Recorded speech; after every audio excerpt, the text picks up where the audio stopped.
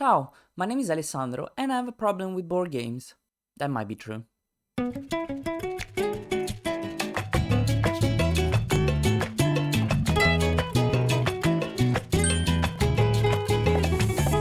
I've tried several new board games between the months of August and September 2024, and I thought, why don't we talk about that? I need to share with my beloved few people that watch my videos which ones I like the most, because they need to try those and they need to know these games.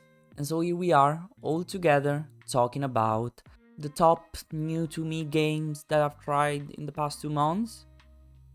Weird title, I understand that, but I thought maybe I could do this like every couple of months, and if I try something new that excites me, talk about those. And I hope you think this is a good idea just as much as I do.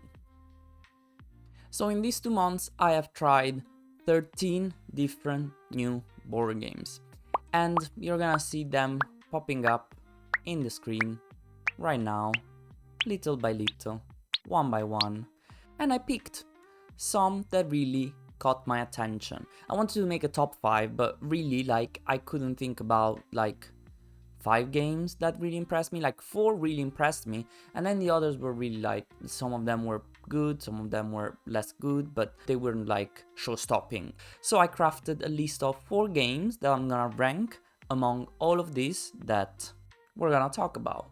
And what I'm going to do is like talk about every game and list like 3 things that I really liked, 3 things that I didn't like that much, and then we move on to the next one. Let's keep it efficient, let's keep it rolling, because I like to talk.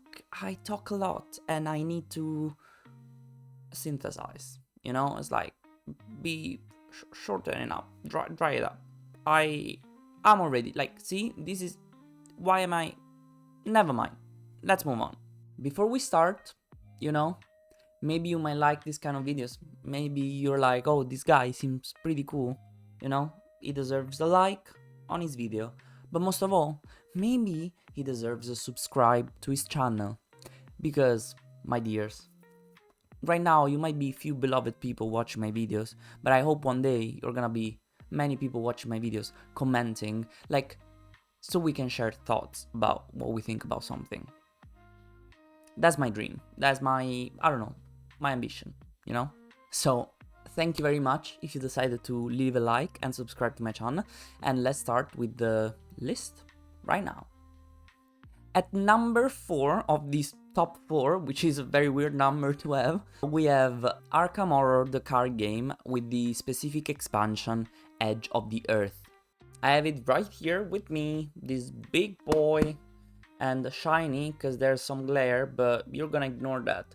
This big boy, I really liked it. So if you don't know what Arkham Horror the card game is and how much I love it, because it's the first time you see me, Arkham Horror the card game is probably like my favorite franchise. Like there's nothing that beats it, and this is my 3rd campaign that I try, and it's basically like a story driven card game where you're basically like playing as investigators, trying to gather clues, killing monsters, and then trying to advance something called the act before the agenda triggers. It's really like you have just so much time to do some things that you don't know what it's going to be, but it's all about the story. It is a collaborative game, so you just together try to defeat the mythos, which is the bad forces. In this specific expansion, you're basically like going on a journey to Antarctica to kind of understand the bad stuff that happens, and then your plane crashes at some point and you need to find your way into the mythos and escape from the mythos, closing bad gates, killing monsters, and so on.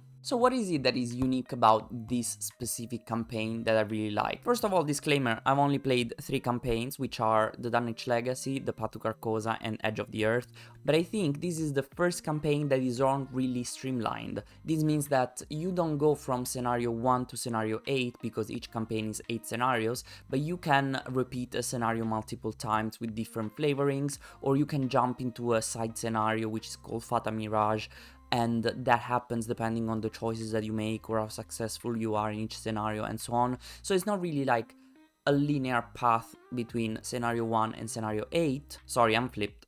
Scenario 1, scenario 8.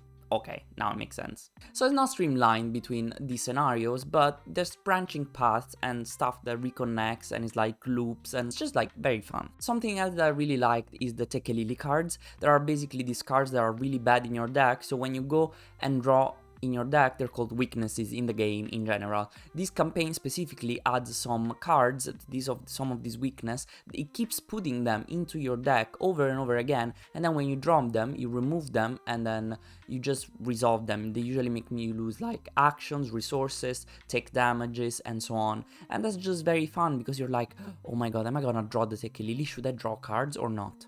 Now, to explain you the third reason why I like this campaign, I need to take a step back. A lot of people really hate one thing in this game, and that's called the autofail token. Can you see it? Was I good at doing this effect? I don't know.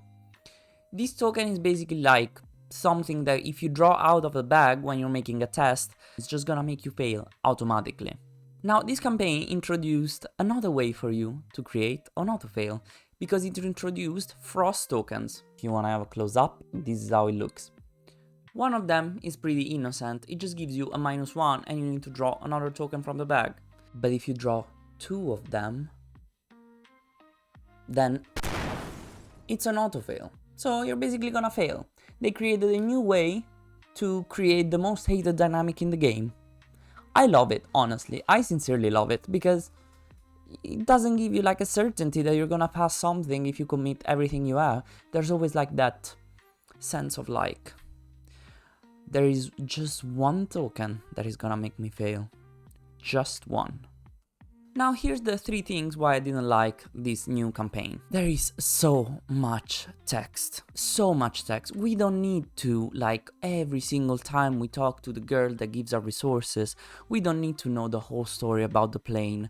We don't need to know the story of each of the 15 partners that you can get into this thing. And it's like how they died and their memories and their things. Keep it short. That's what I'm trying to do too. Keep it short.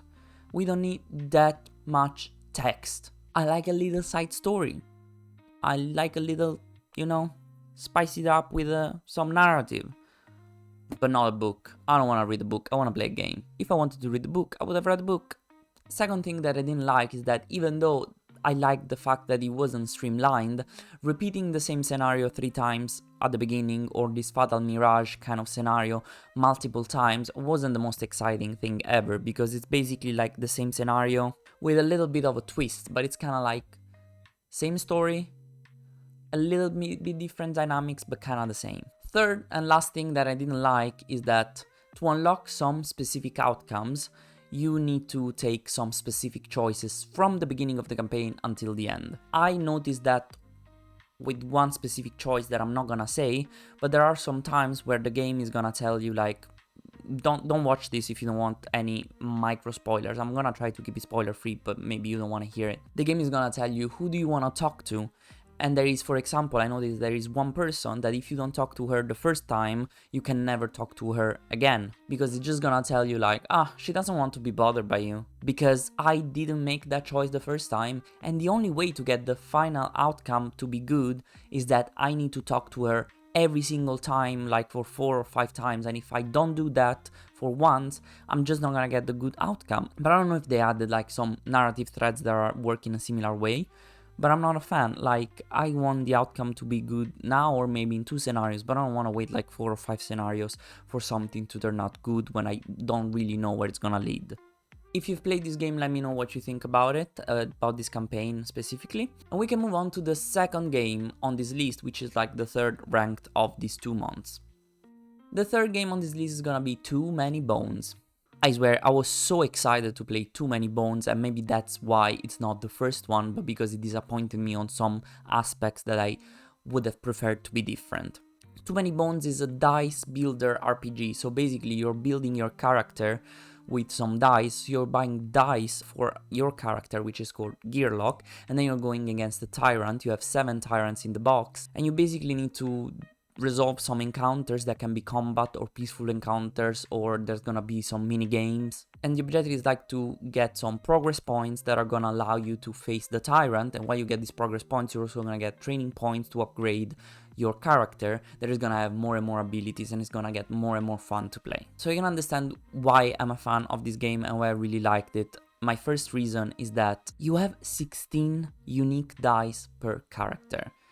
Do you know how many choices that can be? And 16 different unique elements for a specific character. It means that you have so many choices, and it can be like so fun to build your gear lock every time completely differently. You can really build your character from 0 to hero and have the most fun personalization kind of adventure. Second thing I really like about the game is dexterity games. Some of the encounters are just like so stupidly fun. It's just like, oh, flick your die in between 2 towers of chips, or like flick your die on a mat and make it land on a specific space or something like that. It's just like so stupidly fun because you're not really like using your brain for once, but you're using your dexterity. In such a heavy brain game, there are these little mini games that are like just stupidly fun. The third reason, which is kind of linked to the first one, is that with 7 different tyrants that have different mechanics, different type of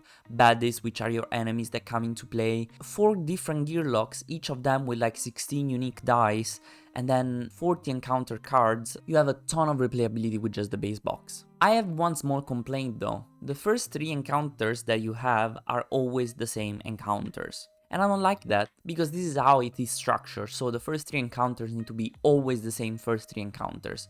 And I don't like how this is done, because they could have added some variants to these like 3 encounters, how they did in expansions later, to add a little bit of more variability even in those first 3 days. Even though you're still setting up and trying to warm up in those 3 days, it would still be fun to have like a little bit of variability, a little bit of spiciness. Now, this wasn't my first reason why I didn't like this game, or like, let's say that what I say is not like that I didn't like the game, but it's like some little flaws that I found in the game. So this isn't one of those 3, but actually for this game I have 4. The 4th is not really about the game, so I just added like a caveat. The first thing to say is that this is not a difficult game, but it is very hard to get into. You can understand it can be a little bit overwhelming where you have so many choices, like you need to spend your training points to buy more dice, and you have like 16 different possible choices, and you want to make the best one.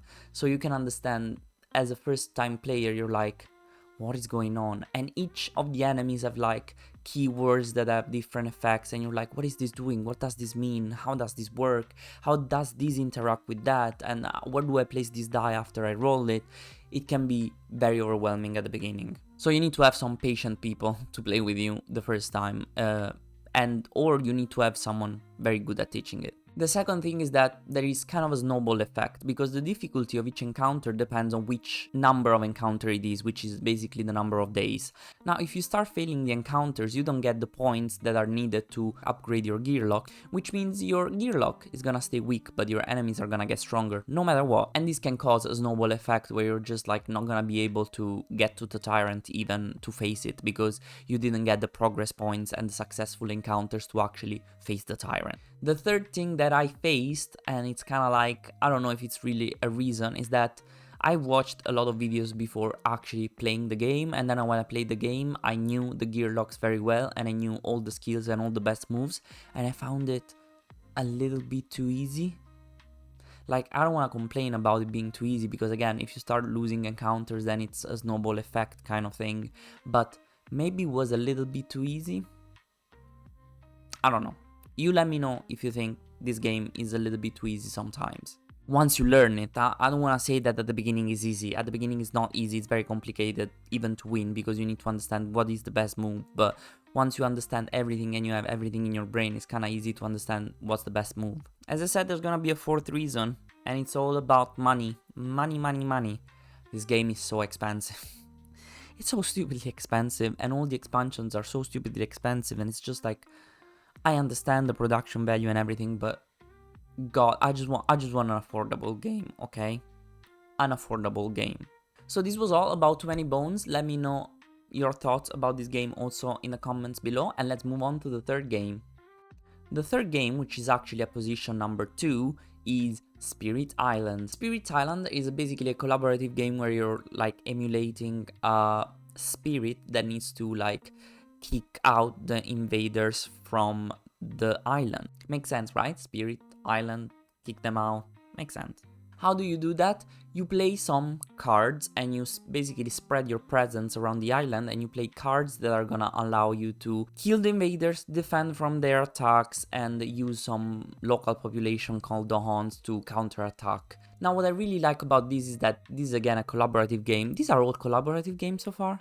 These are all collaborative games so far, I didn't think about that. Maybe I really like collaborative games. Maybe it's my thing.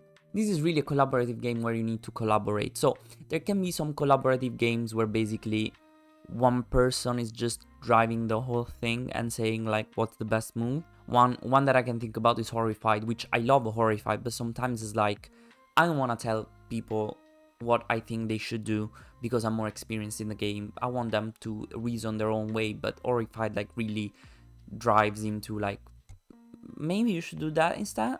Maybe we should plan this in this way. And then there are some collaborative games where really everybody's doing their own thing without any type of interaction, and even if interaction would be needed, sometimes you can just do your own thing. But this game is really like about you have your own set of cards, you know what is best for you to play and what you can play and how to upgrade your board. No one's gonna tell you, oh, you should upgrade that or that, because everybody's too busy minding their business. But then when it's time to play the cards, then you really need to be like, are you gonna take care of that invaders there? Are they gonna attack there? Are they gonna spread blight there? Is that city taken care of? And you really need to brainstorm together what are your capabilities. So it's really like a collaborative game where you really need to collaborate and no one is gonna take over this collaboration part and kind of drive the whole thing being the leader, you know what I mean? The second thing I really liked was the slow and fast card mechanism, because it really makes you think. You know, in each collaborative game, kind of, there's a phase where the enemies act. And what's really fun about this game is that you don't take all the actions before or after that phase. You take actions both before and after, depending if it's a slow action or a fast action. Kinda the opposite, to be honest. Fast is gonna go before and slow is gonna be later. And sometimes you really want an action to be fast, and some other times you really want an action to be slow. You really want to time your actions correctly, and that's, I think that's so unique and so fun. It's just the greatest part to me about this game. And the third and last aspect that I really loved about this is that it's a roller coaster of emotions. Because at the beginning, there isn't that many invaders, but you're kinda weak. So the invaders are gonna be like more and more and more. At some point your board is gonna be full of invaders and you're gonna be like, there's no way we make it out of here alive.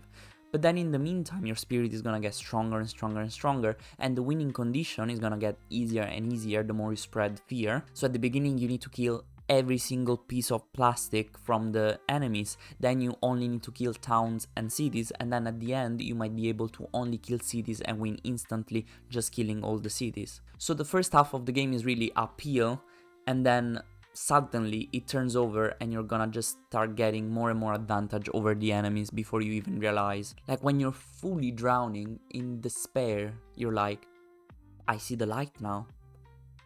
Oh, we have a chance. But there are 3 negative aspects that you need to take into account when you play this game. The first is that it's very prone to analysis paralysis. I thought it was gonna be more analysis paralysis actually. The only time I played it, we were kinda decently, reasonably fast in finishing the game. Even if we were 4, it only took like 2 hours and a half. But with so many possible choices and now everything like blends together, and it's a really heavy puzzle that you really want to figure out, and so it's gonna cause a lot of analysis paralysis, because you're like, I want to do this fast then slow, but do I have enough power to do that? Do I have the presence on the board to do that? Do I need to, what is best to do, and so on. The second aspect that I want to mention is also linked to this. It's easy to miss nuances of how the turn is gonna develop and how it's gonna go. Because you maybe have a whole plan in your brain and then you're like, I don't have power anymore to do that. Or I thought this was gonna be fast, but now it's slow, so I can't do that.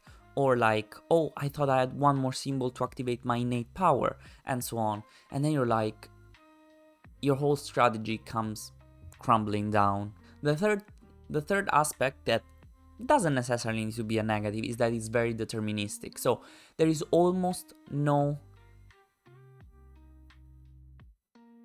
randomness.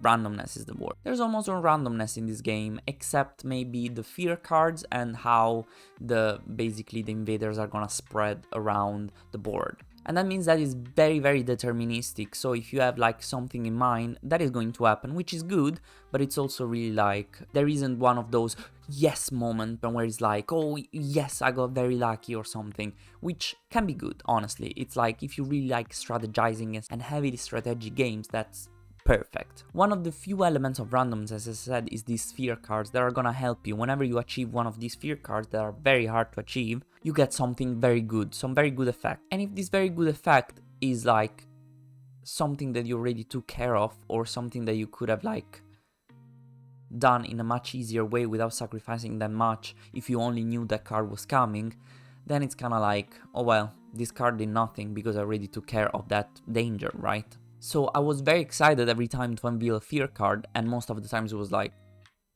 that's already taken care of, this is doing nothing. So yeah, these were my thoughts about Spirit Island. I love all of these games, so I want to specify I love all of these games. I would be up to replay any of these games anytime. Anytime. Now, my top game of these 2 months of 2024, among my top 4, this sentence makes no sense whatsoever. Like, I realize how ridiculous this sounds. So my top 1 game, as I said, is Dominant Species. Can you believe it? A non-collaborative game, a competitive game. You know, sometimes you gotta really surprise people. So Dominant Species is a very strategic game about like action selection and spreading your species, making them dominant in some areas before Thundra is gonna spread and favor the extinction of these species. And oh my god, I was like, yeah, I'm gonna play this game, it's gonna be like so complicated, but I'm just gonna have too many options. I'm not gonna enjoy it that much. I loved it. I loved it. Why did I love it, you ask?